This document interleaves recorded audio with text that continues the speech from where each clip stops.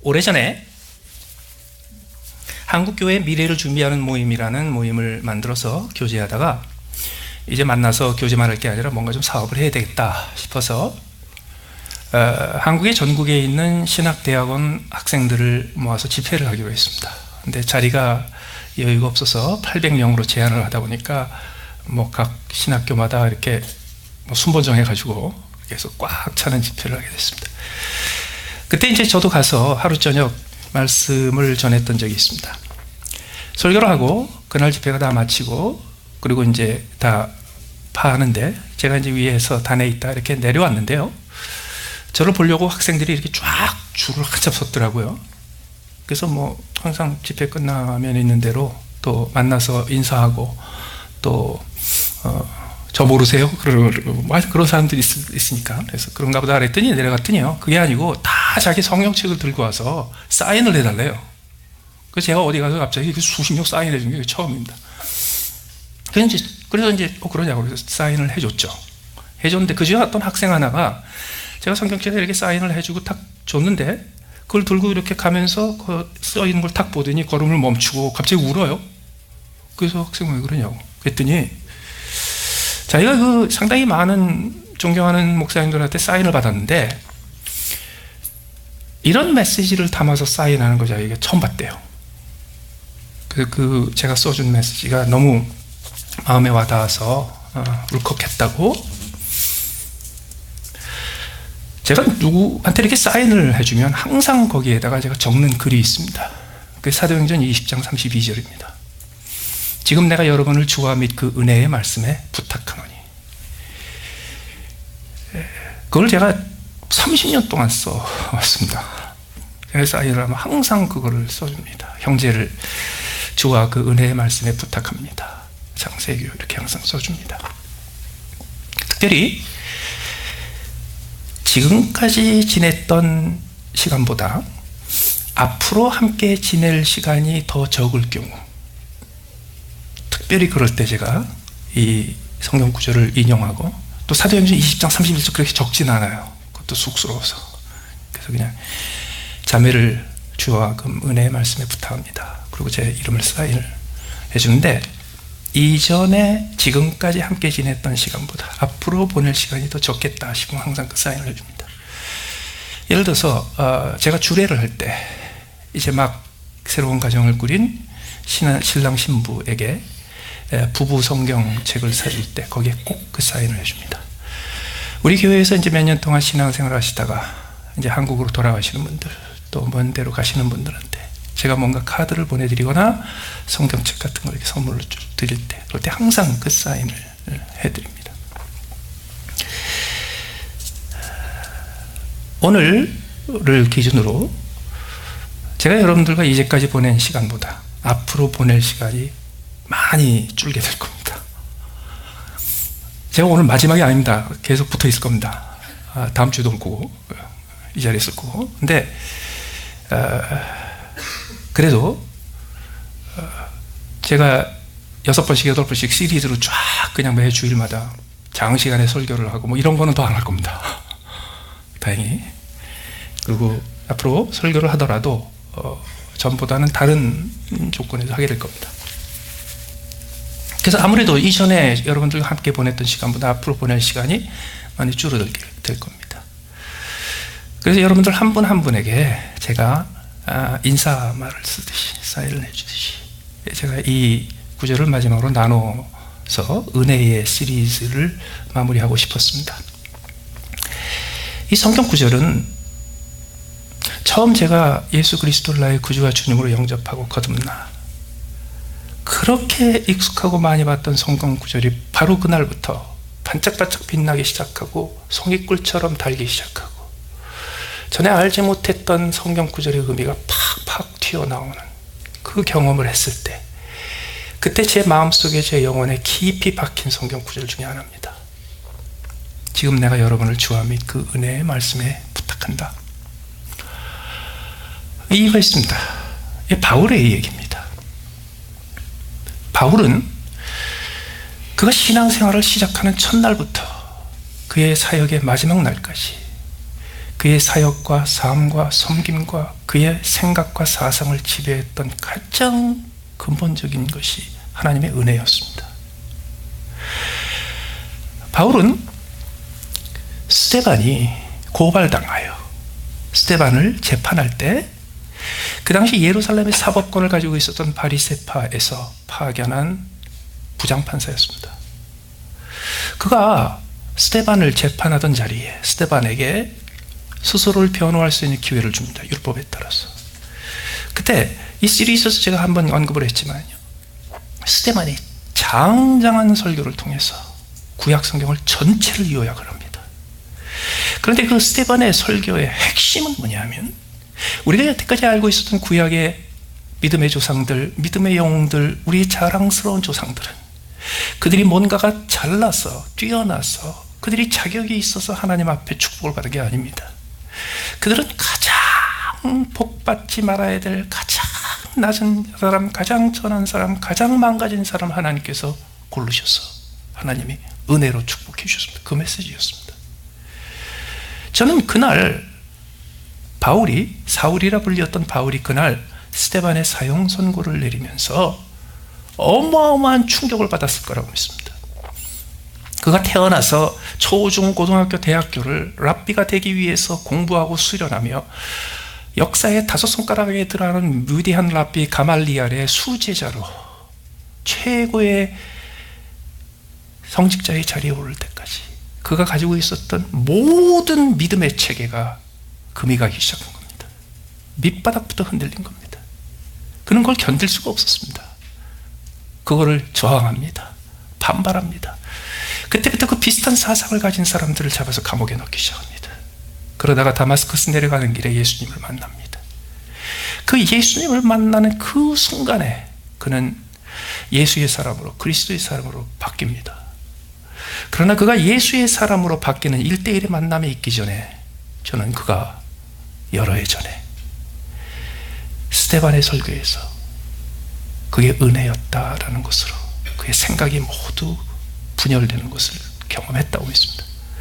그로부터 시작해서 그는 은혜라는 기초 위에 예수 그리스도의 믿음을 쌓아가고, 은혜라는 기초 위에 그리스도를 섬기고 사랑하고 희생하고 주의 나라를 섬기는 일을 계속하다가 그가 그의 사역을 종결할 때마다, 그의 사역의 한 단계가 마무리될 때마다, 그의 삶의 마지막이 다가올 때 그가 항상 다시 붙잡았던 것은 은혜였습니다.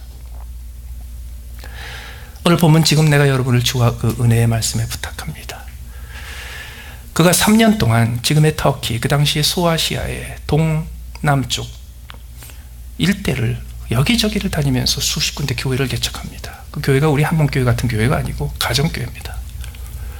그때 그가 3년을 열심히 교회를 개척하다가 떠날 때가 됐습니다. 근데 그가 뭐 교회 개척하고 떠난 게 한두 번이 아니었는데 그때는 그의 마음속에 좀 다른 느낌이 들었습니다. 아, 내가 못 돌아올 것 같다. 믿을 만한 역사의 기록에 의하면 그는 로마에 가서 그 사형수로 가택연금을 받았다가 한번 풀려나서 다시 돌아왔다는 기록도 있는데 입증되지 않습니다. 돌아오느냐 돌아오지 않느냐가 문제가 아니었어요. 바울 사도는 그때 내가 여기를 떠나면 아마 사형 언도를 받아서 죽게 될 거다라는 생각을 했습니다. 그래서 이들을 어떡하나, 내가 3년 동안 돌봤던 이들을 내가 어떻게 해야 되나, 여러 가지 생각이 많았겠죠. 그러면서 그들을 다, 그 셀 목자들, 가정교회의 장로들을 다 한자리에 에베소에 모아놓고 긴 설교를 합니다. 모세가 마지막 설교 신명기를 남긴 것처럼 바울이 그들에게 긴 설교를 남겨요. 그 설교의 마지막 결론 부분이 이겁니다. 지금 내가 여러분을 주와 그 은혜의 말씀에 부탁한다. 그는 자기가 없을 때, 그리고 자기가 더 이상 개인적으로 그들을 직접 많이 자주 챙기지 못할 때 어떻게 해야 되나, 주께 부탁했습니다. 하나님께 부탁했습니다. 여기 주님께 부탁한다라는 이 단어는 곁에 서다라는 단어입니다. 원래 문자 그대로. 다시 말해서 바울 사도는요, 성도들을 데려다가 주님 곁에 세워준 겁니다. 그게 부탁하다라는 의미입니다. 그들을 주님 곁에 세워놓고 너희들이 주님 곁에 붙어 있으면 내 마음이 놓이겠다고. 내가 너희를 보지 못해도, 너희가 연락하지 못해도, 내가 쫓아와서 너희를 돌봐줄 기회가 없더라도 너희가 주님 앞에 붙어 있으면, 그래서 주님 앞에 붙어 있는 너희들을 하나님께서 붙잡고 계시면, 내가 너희 곁에 없더라도, 너희가 내 곁에 없더라도 나는 안심할 수 있을 거라고 주께 붙어 있다라는 의미로 부탁을 했어요. 자, 그런데 주님께 부탁하여 주님 곁에 붙어 있는 건 그렇게 한다는 사람이 굉장히 많습니다. 하나님께 붙어 있는 거는 유대교도 붙어 있다고 그러고, 이슬람교도 하나님께 제대로 붙어 있다고 그러고, 문선명 쪽도 붙어 있다고 그러고, 몰몬도 붙어 있다고 그러고, 여호와의 증인도 붙어 있다고 그러고, 크리스천 사이언티스트도 붙어 있다고 그러고, 다 붙어 있다고 합니다. 근데 아마 맞을 거예요. 왜? 각자 자기 주가 조금 달라요. 그러면 내가 주께 붙어 있을 때 그 주님, 내가 붙어 있는 그 하나님이 과연 진짜 내가 붙어 있어야 될 그 하나님이라는 걸 어떻게 압니까? 주님 앞에 붙어 있다고 분위기 잡고 감동하고 감격하고 그런다고 될 일이 아니에요. 그런 거 이슬람이 훨씬 잘해요. 훨씬 더 열심히 있어요. 그러면 내가 예수 그리스도의 아버지 하나님, 나를 구원하신 나의 아버지 되시는 그분에게 내가 바울 사도가 이야기한 것처럼 붙어 있고 그분 곁에 있는 것을 확인하려면 어떡하냐 말이죠.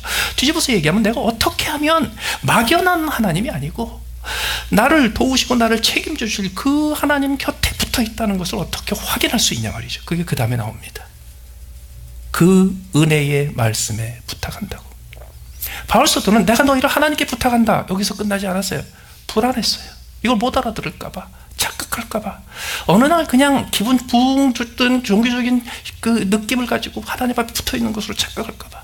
그래서 그는 명확하게 하나님께 붙어 있고 하나님께 붙잡혀 산다는 것이 무엇인지를 요약을 합니다. 그 요약이 뭐냐 하면 주의 은혜의 말씀에 부탁하는 겁니다. 다시 말해서 주의 은혜의 말씀에 붙어 있는 겁니다. 여기서 주의, 은혜의 라는 두 단어가 소유격으로 되어 있습니다.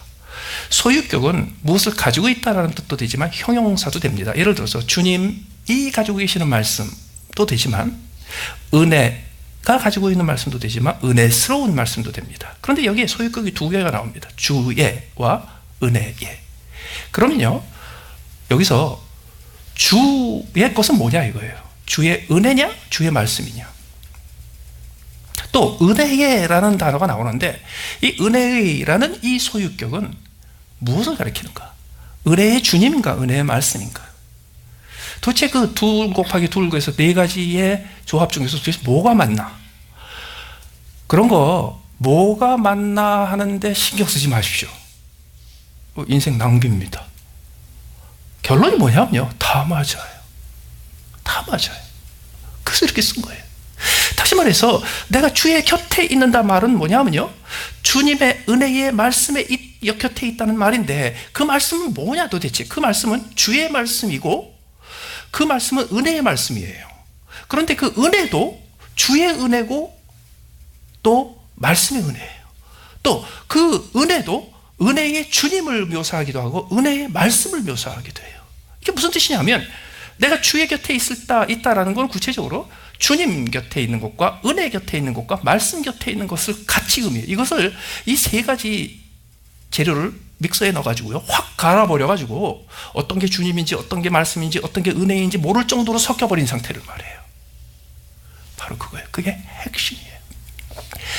그렇다면 내가 주님 곁에 붙어 있어서 내가 주님 앞에 붙잡힌 바 되어서 살아가기 위해서, 다시 말해서 바울이라는 사람에 붙잡혀 있고 사람 곁에 늘 의지해서 사는 게 아니라 이제는 하나님 곁에 붙어서 하나님께 붙잡혀서 살아갈 수 있는 삶을 살기 위해서 주님의 은혜의 말씀에 붙잡혀 있고 주님의 말씀의 은혜에 내가 붙어서 사는 삶을 살려면 구체적으로 어떤 삶을 살아야 되는가?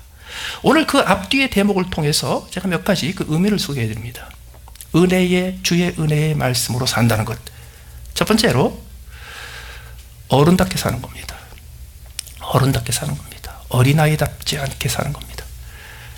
하나님이 우리를 은혜로 구원해 주시고 우리를 은혜로 돌봐주신다는 의미의 가장 두드러진 특징 중에 하나가 뭐냐면, 하나님은 우리를 어린아이 취급 안 하신다는 뜻이에요. 바로 그 앞절에 31절에 보면 그러므로 여러분이 일깨어 내가 3년이나 밤낮 쉬지 않고 눈물로 각 사람을 훈계하던 것을 기억하라. 그리고 그는요 그렇게 훈계하던 그 사람들을 주께 맡겼죠. 주께 맡긴다는 얘기는 뭐냐면 내가 너희를 내 곁에서 보낸다는 뜻이죠. 내가 가르치고 훈계하던 사람을 내 곁에 영원히 붙잡아 두려고 하는 생각이 뭐냐면 그 사람을 애 취급하는 겁니다. 평생. 예? 내가 자식을 낳아서 평생 자식을 애 취급하는 게 뭐냐면 내 곁에 두려는 것과 같은 생각이. 그런데 아무리 아이가 어릴 때라도요, 유치원, 오늘 초등학교 유치원 올라가는 애들이 유치원 갈 만한 나이도요 벌써 내가 얘를 보낼 준비를 해야 되겠다 그러면 그때부터 애 취급 안 합니다. 어른 취급하기 시작하지. 하나님이 우리를 은혜로 대해 주신다는 것에 두드러진 특징이 하나님이 우리를 애 취급 안 하시고 어른 취급하시는 거예요. 바울도 그 하나님을 따라 하나님의 은혜의 방식을 따라 성도들을 그렇게 대했어요. 바울은 그들을 어른 취급했어요. 이것은 하나님의 구원의 역사에 처음부터 끝까지 이어집니다. 하나님께서 남자와 여자를 창조하시고 에덴 동산에 두셨습니다.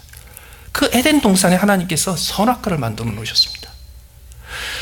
선악과를 만들어 놓은 걸 가지고 어린애처럼 징징거리는 사람은 뭐라 그러냐면 그걸 왜 죄질 거를 만들어 놓으셔가지고 죄질 걸 뻔히 알면서 그걸 애초에 선악과를 없애 놓으시. 이게 애들 생각입니다. 하나님은 거기에 남자와 여자 아담과 하와를 만들어 놓으시고 그들이 틀림없이 먹지 말라는 거 먹을 거다라는 그 위험을 아시면서 그들을 어른 대접하셨습니다. 여러분 그 물가에 아이 둔 것처럼 불안하다는 표현 있죠. 그래서 어떻게 하냐면 물가에 아이 안 둡니다. 그게 불안하면. 그건 뭐 점쟁이가 평생에 물 수액이 있다 그러면 절대로 수영장 안 보내는 것처럼요. 하나님이 그렇게 우리를 취급하지 않으셨어요.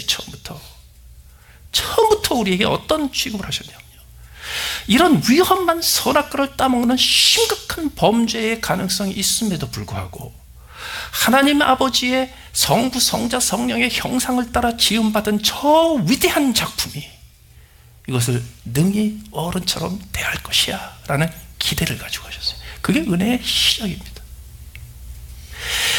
나중에 은혜의 역사가 지나가서 하나님께서 예수 그리스도의 십자가의 죽음을 통해서 우리를 구원하시죠. 그 은혜를 예수 그리스도의 십자가로 사셔서 그걸 우리에게 거저 주십니다. 그래서 어느 날 우리가 예수 그리스도를 믿고 나의 구주와 주님으로 영접하여 하나님께서 나를 하나님의 자녀로 만드신다는 그 약속을 붙잡기만 하면 우리 하나님의 자녀가 됩니다. 그 은혜로 구원받은 거예요. 근데 그 다음에 하나님이 어떻게 하세요? 하나님께서 그 다음부터 우리를 은혜로 대해 주시는데 그 뜻이 뭐냐면요, 우리는 그 이후로 다시는 심판받지 않습니다. 우리는 다시는 정죄받지 않습니다. 영원히 의롭습니다. 영원히 우리는 죄인 취급 안 받게 됩니다. 그러면 하나님께서 우리를 어떻게 하나님의 자녀답게 살게 하시느냐고요? 당근과 채찍 안 쓰십니다. 은혜를 쓰십니다. 그 은혜가 뭐예요? 어른 대접하는 거예요. 어른 대접. 이제 네가 어른답게 살아봐. 네가 이제 무엇을 해야 될지 무엇을 하지 말아야 될지 네 스스로 생각하고 선택해서 네가 이제 나를 닮은 아버지를 닮은 어른답게 살아봐. 그런데 그게 굉장히 위험합니다. 엄청나게 위험합니다. 아담과 하와가 선악과 따먹은 것처럼요. 그렇게 어마어마하게 위험한데도 불구하고 하나님은 우리에게 철저한 자유를 주시고 철저히 은혜로 다루어 주십니다. 왜? 일 저지르면 하나님은 뒷감당 하시면 되니까. 그래도 하나님께서 끝까지 자랑스럽게 여기시는 건 뭐냐, 나는 내 아이들을 애 취급하지 않고 장성한 어른처럼 내가 존중하면서 키웠어. 이게 하나님의 은혜의 자부심이에요. 저 목사 되겠다고 신학교를 들어가서 주말에 잠깐 일하는 파타임 전도사를 할 때 그때 한어 중고등부를 맡았습니다. 그때 막 시작됐습니다. 그때 이제 미국에서 막 그 애들 조기 유학이 그냥 붐이 생기는 바람에 한어 중고등부 갑자기 한 50명으로 늘어났어요. 한어권 아이들이, 중고등학생들이. 그걸 맡았습니다. 처음에 한 10명 되던 애들이 한 50, 60명, 70명 이렇게 됐습니다. 근데 하루는 오늘 여러분들한테 그 성경 읽기 표현 나눠드린 것처럼 얘네들한테 성경을 좀 일독을 지켜야 되겠다. 고등학교 졸업하기 전까지. 그래서 제가 어떻게 했냐면요, 아주 멋진 MTB 마운틴 바이크를 하나 이 앞에다가 탁 걸어놓고 주일날 그리고 애들한테 앞으로 3개월 동안 성경 다 읽으면 이거 하나 선물로 준다 그랬어요. 그랬더니 애들이 에이 전도사님 우리 50명 다 읽으면 주실 거예요 그러더라고. 다 읽으면 주지. 읽기만 해. 다 읽으면 주지. 그래서 그 다음부터요 주일날 애들이 모일 때마다 담임 선생님한테 자기 맡은 선생님한테요 이번 주에 내가 몇 장 읽었어요. 그리고 전화로 주중에 보고하고 오늘은 몇 장 읽었어요. 그래가지고 보고를 해서 다 기록을 남겼는데요 10명이 다 읽었어요. 그래서 10개를 사서 나눠줘야 되는데 토요일날 교사회의를 하는데 교사 중에 한 분이요 근데 전도사님 얘는 안 됩니다 그러는 거예요. 왜요? 그랬더니 얘는 처음부터 끝까지 거짓말이었습니다. 거짓말로 보고한 겁니다. 얘는 안 읽었습니다. 얘는 주면 안 됩니다 그러더라고요. 그래서 줘야지. 우리가 속는 걸 뻔히 알면서도 줘야지. 걔가 읽었다 그러면 줘야지. 그래서 주기로 했어요. 그래서 그 다음날 주일날 뻐근하게 시상식 해가지고 한 명씩 나오게 해서 자전거 하나씩 줬어요. 근데 그날 하루 일과가 다 끝나고 주일날 이제 교회가 땅이 다 비우고 그러고 가려고 그러는데 사찰 장로님이 쫓아오시더니 장전사님 저기 지하실 구석에 있는 계단 밑에 자전거가 하나 있어요 그러는 거예요. 그래서 가봤더니요 어떤 녀석이 하나 거기다 숨겨놓고 갔어요. 왜 그랬을까요? 걔는 은혜를 아는 아이였어요. 미안한 걸 아는 아이였고 도저히 가져갈 수가 없었어요. 얼마나 이뻐요. 그럴 때 가져가는 녀석도 있어요. 은혜로 구원받은 것을 몰라서 그렇고요. 하나님이 고지고대로 재해가지고서 한 대로 갚으시고 한 대로 칭찬하시고 그렇게 우리를 지도하는 그 율법주의에 사로잡혀 있는 애들은요 그때 묘면해요. 그럼 무슨 소리야? 내가 정당하게 받은 건데. 이래서는 안 돼. 이걸 몰라요. 한 번은 주일 예배를 준비하고 있는데요 안수 집사님 한 분이 쫓아오신 장전선에서 아이들이 조금 일찍 와서 저 1층 저 지하 저 복도에서 이 끝에서 저기까지 달리기 하면서 뛰면서 난리 치는데 애들 좀 못 뛰게 하라고 그러시더라고요. 그래서 그날 제가 설교를 하면서 우리 애들한테 그랬어요. 야 오늘 아침에 안수 집사님이 나한테 오셔서 너희들 중에 몇 명이 저 지하실에서 이 끝에서 저기까지 단거리 경주하면서 난리를 쳤대는데 내가 집사님한테 뭐라 그러는 줄 알아? 우리 애들 중에 그런 애들 없다고. 우리 애들 중엔 그럴 애들이 하나도 없다고. 그 다음부터 뛰는 애들 한 명도 없었어요. 근데요 얼마나 위험해? 그게 하나님은 그 위험을 감당하셨어요. 우리가 은혜를 깨뜨리고 율법대로 돌아갈 것을 아시고 그것 때문에 어마어마한 죄를 지을 것을 아시면서도요 저걸 내가 다 감당하지. 그리고요 은혜를 선택하셨어요. 우리 애들 육의 자녀건 영의 자녀건 어른으로 키워야 돼요. 영적인 어른으로 처음부터 대접을 하잖아요. 그러면요 잘못되는 경우도 많습니다. 지들이 진짜 어른인 줄 알아요. 그래서 아주 망가지는 경우도 많아요. 그런데 그 중에 열이 망가지더라도 한 명이라도 은혜를 알고 은혜로 사는 법을 터득하면요 그게 가치 있어요. 그게 할 일이에요. 그래서 어떻게 하느냐고요? 바울 사도는요 주와 그 은혜의 말씀에 부탁하기 전에 3년 동안 밤낮 쉬지 않고 눈물로 훈계했다고 말합니다. 열심히 가르쳐야 합니다. 뭘 가르쳐요? 말씀을 가르쳐요. 뭘 가르쳐요? 주의 말씀, 그리스도의 말씀을 가르쳐요. 그런데 그 말씀을 가르치는데 그 말씀을 그냥 달달달달 외우고 지식이 많아지고 성경을 앞뒤로 통달하고 그런 게 아니에요. 뭘 가르치냐면 그 말씀이 주의 말씀인 이유는 그 말씀이 은혜의 말씀이다라는 사실을 가르쳐요. 그거를 눈물로 안타까움으로 훈계하며 가르치며 책망하며 그러면서 가르쳐요. 그 배움이 먼저 있어야 돼요. 저는 제 설교를 듣는 분들한테 이렇게 저한테 설교에 대한 감사를 표현할 때 제가 제일 기분 좋은 게 있습니다. 어떨 땐 목사님 설교 때문에 제가 인생 바뀌었어요. 뭐 그런 분들도 없지 않아 있으세요. 그것도 참 신기한데 진짜 제가 고마운 건 언제냐면요. 목사님 설교를 제가 몇 달 듣다 보니까 내가 성경을 읽어야 되겠다는 생각이 들었습니다. 그거보다 더 영광스러운 게 없어. 말씀을 하셔야 돼요. 어떤 분들은요, 제 설교를 기억하시는데 어느 정도로 기억하시냐면요, 10년 전 몇 년 몇 월 며칠 2부 예배 때 어떤 성경 본문을 가지고 어떤 제목으로 설교를 하는데 그 중에 두 번째 요지에서 무슨 얘기, 이것까지 기억하는 분들 계세요. 제가 정신이 못 척들. 나도 다 잊어버렸는데. 그런데 있죠, 여러분, 다 잊어버리셔도 돼. 어떤 목사님들이요, 맨날 성도들 야단치는데요, 교회 문 딱 나가면서 설교한 거 다 잊어버리고, 운전하고 나가면서 신호등 앞에 한 번 걸렸다고 다 떨궈버리고, 월요일은 다 잊어버리기 시작하고. 여러분, 그러셔도 돼요. 그러셔도 돼. 왜? 제가 10년, 20년 동안 여러분들한테 설교한 거를 다 여기다가 담고 있으면 얼마나 헷갈리고 얼마나 부담스럽고 얼마나 골치 아파요. 다 잊어버리세요. 기억 안 하셔도 돼요.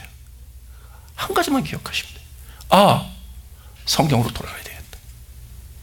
성경에 답이 있다. 성경에 답이 있고, 그 성경의 답은 이렇게 지나 저렇게 맺히나가네. 그것은 하나님의 은혜다. 그거 하나 기억하시면 돼요. 그리고요, 나중에 여러분들이 성경에 돌아가시잖아요.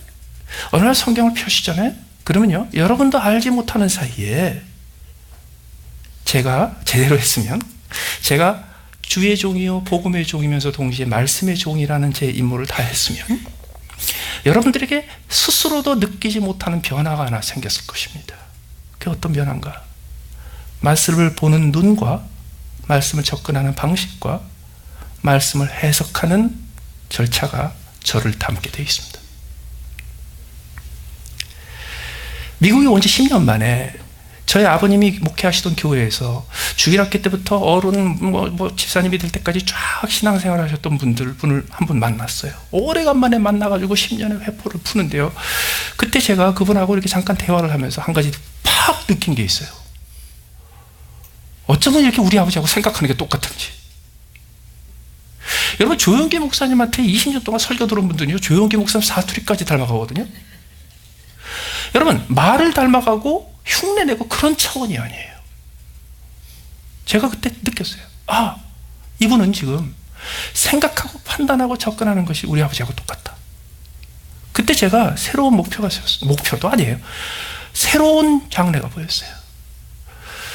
내가 말씀으로 가르치고 뿌리고 하는 것들이 고스란히 남아있는 거 아니다. 다 빠져나간다.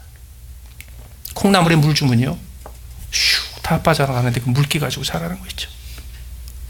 다 잊어버리셔도 돼. 근데 걱정하지 마세요. 한 가지만 기억하세요. 성경으로 돌아가야 되겠다. 성경을 펴세요. 그리고 거기서 딴 거 찾지 마시고 은혜라는 결론만 찾으세요. 그러면 여러분들이 알지 못하는 사이에 성경을 읽고 이해하고 해석하고 성경의 의미를 찾는 여러분들의 모든 생각하는 방식이 저하고 비슷해져 있을 겁니다. 한번 어떤 집사님이요, 저한테 오시더니, 목사님, 제가 교회를 다니기 시작한 지 꽤 시간이 됐는데 저한테 이상한 변화가 생겼습니다 그러시더라고요. 그래서 뭐예요? 그랬더니, 제가 전에는 아주 지루하고 재미없어가지고 클래식 음악을 들은 적이 없는데, 그리고 내가 음악을 좋아해서 락 뮤직에 빠져있고 그랬는데, 요새는 자꾸 클래시컬 음악을 듣게 됩니다 그러는 거예요. 그래서 제가 그랬어요. 그 이유가 있다고. 우리 교회가 오픈 예배로, 열린 예배로 CCM, Contemporary Christian Music을 주로 사용하고, 그리고 재즈풍의, 어떨 때는 크리스천 락풍의 음악을 사용하긴 하지만, 기본적으로 저의 음악적인 성향과 제가 함께 동역하는 음악 전문 사역자들의 성향 때문에 클래시컬한 멜로디와 클래시컬한 연결과 클래시컬한 화음과 클래시컬한 분위기가 없어지지 않습니다. 그래서 분명히 이것은 락이요, 재즈요, 이건 CCM이라고 표면상으로 드러나지만 그걸 1년, 2년 듣고 나시면 그러면 클래시컬한 아름다움에 익숙하게 되십니다. 그렇게 되십니다. 여러분이 알지 못하는 사이에 테이스트가 바뀌었어요. 그 테이스트 중에 뭐가 바뀌었냐면요, 성경을 맛을 보고 그 성경에서 제대로 된 맛, 정말 감칠맛을 볼 수 있는 테이스트 버드 새로 생겼어요. 그러면 그걸 가지고 성경에서 찾을 수 있는 게 뭐예요? 은혜예요. 은혜. 그렇다면 은혜의 주님을 성경에서 찾고 은혜의 말씀에서 은혜의 결론을 찾아서 말씀에서 항상 이리 치나 저리 매치나 항상 은혜의 결론을 얻게 되면 구체적으로 어떤 일이 따라오느냐고요. 32절 이후에 바울 사도는 그가 3년 동안 성도들과 함께 지내면서 그들에게 말로 가르칠 뿐만 아니라 행동으로 보여주었던 내용을 지적을 합니다. 33절 34절에 바울 사도는 이렇게 얘기합니다. 내가 너희와 3년 동안 같이 있었을 때 누구한테 은이나 금이나 의복을 구한 적이 없었고, 그리고 내가 너희들과 함께 있을 때 오히려 내가 직접 노력해서 내가 돈 벌어서 나와 내 동행, 내 일행이 쓸 거는 직접 내가 다 감당했다. 너희들한테 부담을 안 줬다. 이 얘기를 합니다. 여러분, 은혜로 살고 은혜를 베푸는 것의 첫 번째 행동 방식이 뭐냐면요, 폐를 안 끼치는 겁니다. 폐를 끼치지 않는 겁니다. 다른 사람한테 부담을 주지 않는 겁니다. 그런데 아직 성인이 되지 않은 어린아이들은요, 누가 나한테 폐를 좀 끼쳐야 그 사람이 다 사랑하는 줄 알아요. 누가 나한테 폐를 하나도 안 끼치잖아요. 그럼 우리 한국말로 정이 없다 그래. 그래서 어린 거예요. 어린 거예요. 은혜로 살기 위해서 모든 사람들을 그리스도의 장성한 분량에 충만한데 이르지도 못했지만 그래도 이른 것처럼 취급이라도 하기 시작하면요, 그 다음부터 조심해야 될 게 있습니다. 함부로 하면 안 됩니다. 폐를 끼치면 안 됩니다. 부담을 주면 안 됩니다. 바울 사도가 그거를 자기 행동의 모본으로 지적한 거예요. 더 나아가서 35절에서는요, 범사에 여러분에게 모본을 보여준 것 같이 수고하여 약한 사람들을 돕고 자기의 필요를 남한테 신세지지 않으려고 노력했을 뿐만 아니라 이 은혜를 알고 은혜대로 사는 사람들은요, 거기서 어떻게 해서든지 뭔가를 남겨서 자기보다 더 부족한 사람을 돕습니다. 이게 은혜의 실천입니다. 이게 어디서 시작하느냐고요? 하나님의 말씀으로 돌아가야 합니다. 하나님의 말씀으로 돌아가되 그게 은혜의 말씀이라는 사실을 알아야 되고, 은혜의 말씀이 바로 주 예수 그리스도의 말씀이라는 사실을 알 때 비로소 예수 그리스도의 아버지 하나님 곁에 내가 서 있게 됩니다. 그럴 때요, 나눠줄 수 있게 돼. 바울 사도는요, 그것을 가장 무게를 실어서 이렇게 표현합니다. 내가 여러분들에게 모본을 보인 것은 사실은 예수님께서 하신 겁니다. 그분은 친히 이렇게 말씀하셨습니다. 주는 것이 받는 것보다 복이 있다고 하셨습니다. 그분은 아마 이렇게도 보탰을 거예요. 그 종이가 좀 여유가 있었으면. 그분은 주는 것이 받는 것보다 복이 있다고 말씀하셨을 뿐만 아니라 그분의 전생에는 주는 것보다 받는 것이 복이 있다는 것을 보여준 삶이었습니다. 여러분, 십자가가 뭔가요? 주는 것보다 받는 것이 복이 있다는 것을 보여주신 사건입니다. 하나님이 우리를 은혜로 구원하신 건 뭐예요? 주는 것이 받는 것보다 복이 있다는 것을 입증한 겁니다. 여러분, 주는 것과 받는 것을 비교했어요? 이 표현은 이렇게도 바꿔볼 수 있습니다. 주긴 주되 받을 생각하지 않고 주는 게 선택입니다. 주느냐 받느냐의 선택을 하잖아요. 그러니까 받기보다는 주는 걸 잘해야 되겠다. 거기서 머무르면 어린애. 한 단계 더 나아가서 주되, 나는 주는 게 복인데요, 받는 게 덜 복이라며. 근데 줬는데 또 받으면 어떻게, 복 날아가잖아요. 그러니까 나는 주는 것이 받는 것보다 복이 있다는 것을 알기 때문에 나는 주고 안 받습니다.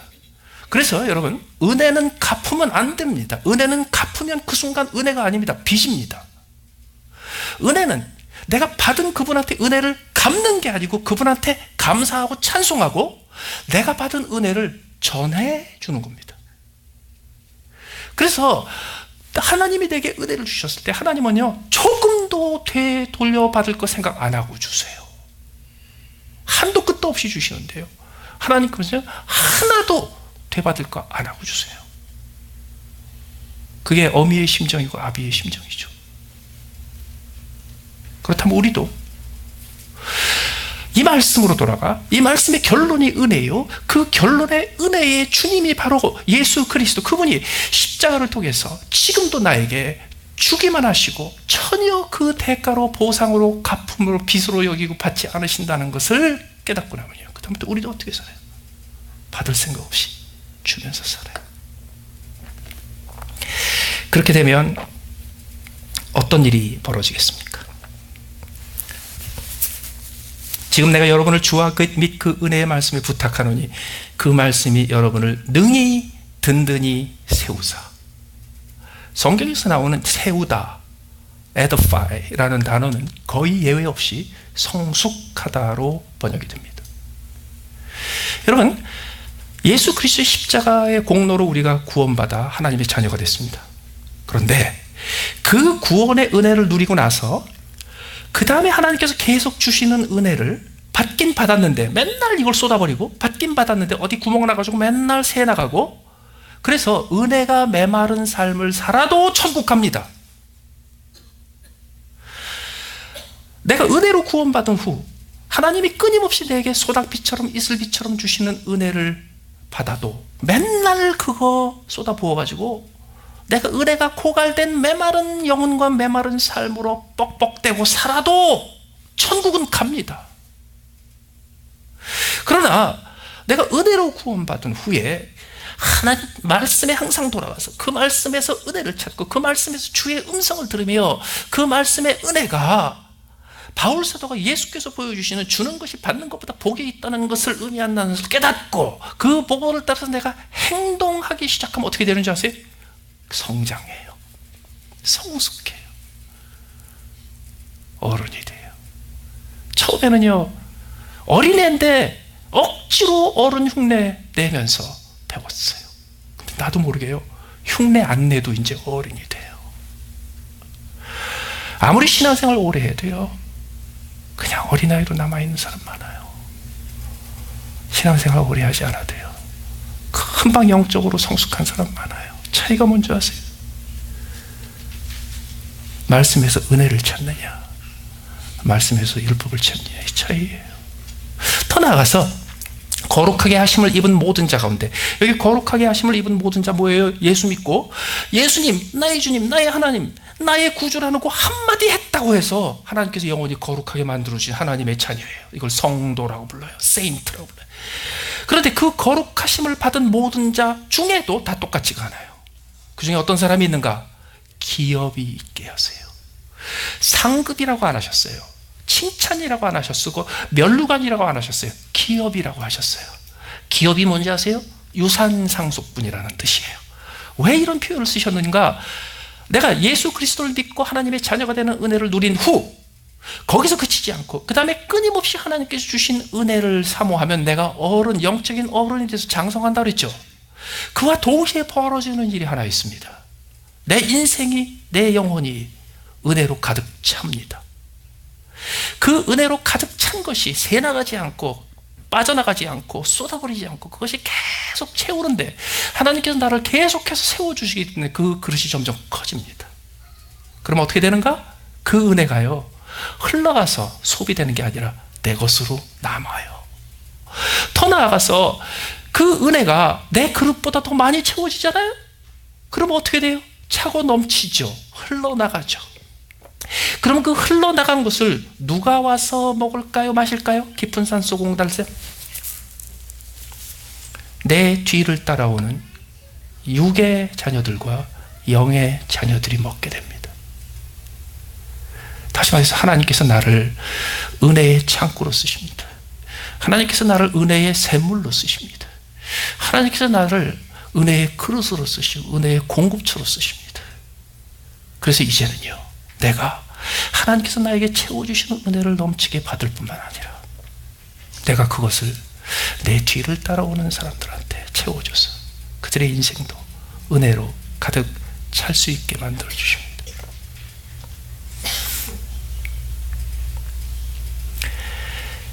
이제 제가 교회를 사임한 게 아니기 때문에, 사임했으면 빨리 딴 교회로 가야 되는 건데, 제가 우리 교회에서 은퇴를 했기 때문에 제가 있습니다, 여기. 근데 제발 원로 목사라고 부르지 마십시오.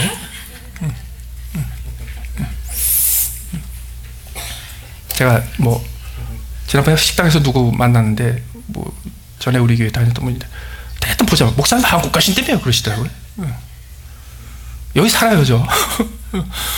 그래서 계속 같이 교류하고 교제하고 같이 한 가족으로 지냈는데요, 이제는 제 곁에서 하나님 곁으로 옮겨가십시오.